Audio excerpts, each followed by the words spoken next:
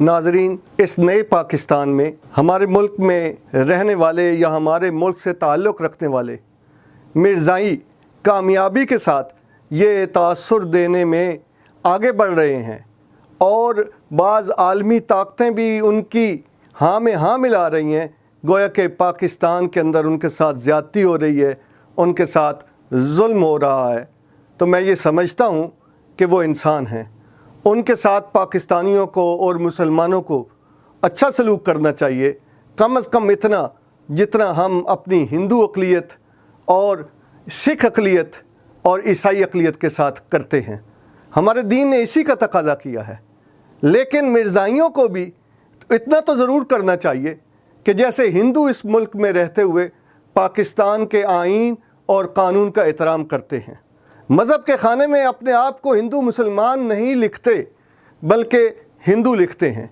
ईसाई मुसलमान नहीं लिखते, ईसाई लिखते हैं। और सिख मुसलमान नहीं लिखते बल्कि वो अपने आप को सिख ही लिखते हैं।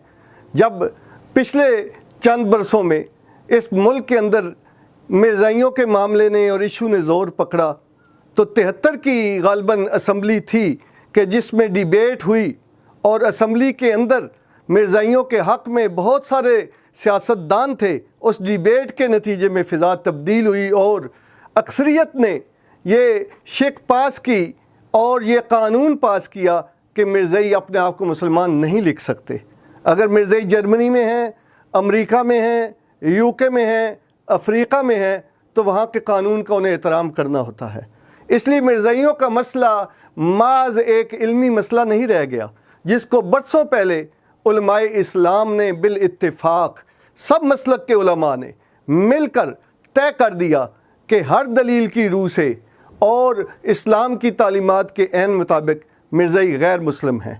लेकिन फिर इसको 73 की असम्बली ने कानूनी बुनियाद भी फराहम कर दी और पाकिस्तान के आइन के मुताबिक ये मुसलमान नहीं हैं। अपना कोई भी नाम रख लें, कादियानी लिखें, मिर्ज़ाई लिखें, काफ़र लिखें, गैर मुस्लिम लिखें और अपने आप को एक अक़लियत के तौर पर पाकिस्तान के अंदर रहने के लिए आमादा करें। अपनी इबादतगाह को मस्जिद न कहें और इस्लाम की तालीमात को इस तरह पेश न करें कि मुस्लिम और गैर मुस्लिम के दरमियान कन्फ्यूजन पैदा हो। हमारे अपने बाद सादा लोग मुसलमान उनके ऊपर न होने वाले जुल्म की झूठी दास्तानें सुनते हैं जो हुआ नहीं होता, लेकिन मुबालगा आमेज़ दास्तानें सुनाकर उन्होंने एक तरफ तो काफरों के दिल जीते हैं। जैसे हाल ही में एक मिर्ज़ाई ने जिसका सरगोदा से ताल्लुक़ है ट्रंप के साथ मुलाकात की। और नाज़रीन, हमें ये सोचना चाहिए कि इस तरह का एक लेमैन उसे अमेरिका का सदर अगर टाइम दे रहा है तो इसके ताने बाने कहाँ जाकर मिलते हैं। ये पाकिस्तान से ताल्लुक़ रखने वाले वो लोग हैं जो चीट करते हैं, जो धोखा देते हैं। मिर्ज़ाई अक़लियत को हम ये कहते हैं कि वो धोखा देना बंद कर दें, अपने आप को वही ज़ाहिर करें, वही पेश करें जो वो हैं। तो फिर इंशाअल्लाह हमारा दीन कहता है कि मिर्ज़ाई हमारा हमसाया होगा, हम अच्छा सलूक करेंगे, हम उसे अपने खाने में शरीक करेंगे, हम उसके नादारों और मोहताजों की मदद करेंगे, उसे वो सारे हकूक़ देंगे जो पाकिस्तान में अक़लियतों को हासिल हैं।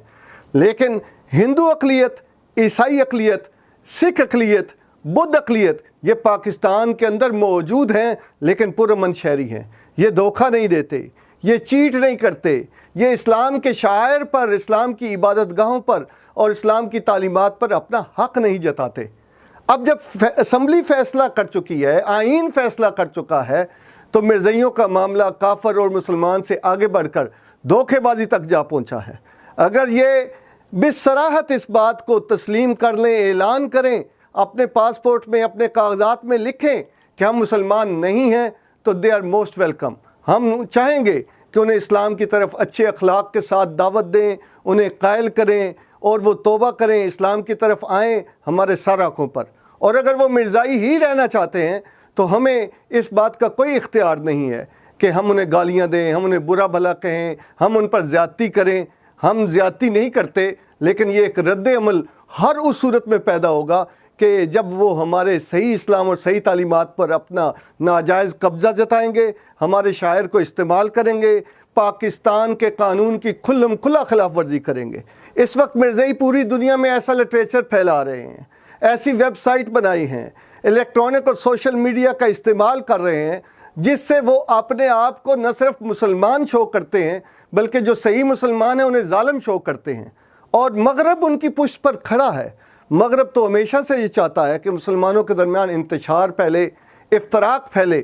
اسی پس منظر کے اندر کئی برس پہلے انگریزوں نے اپنے دور حکومت میں مرزا غلام احمد، جو سیالکوٹ کے ڈپٹی کمشنر کی کچہری میں ایک کلرک کے طور پر کام کرتے تھے، انگریزی بولتے تھے اور ان کی صلاحیتیں اچھی تھیں، ان کو اس مقصد پہ لگایا اور انہیں پلانٹ کیا، ان کی پشت پناہی کی۔ وہ پشت پناہی آج تک جاری ہے تاکہ امت میں افتراق پیدا ہو، لیکن اللہ کا بڑا احسان ہے کہ علماء حق نے اسے واضح کر دیا اور پوری امت اس مسئلے پر یکسو ہے۔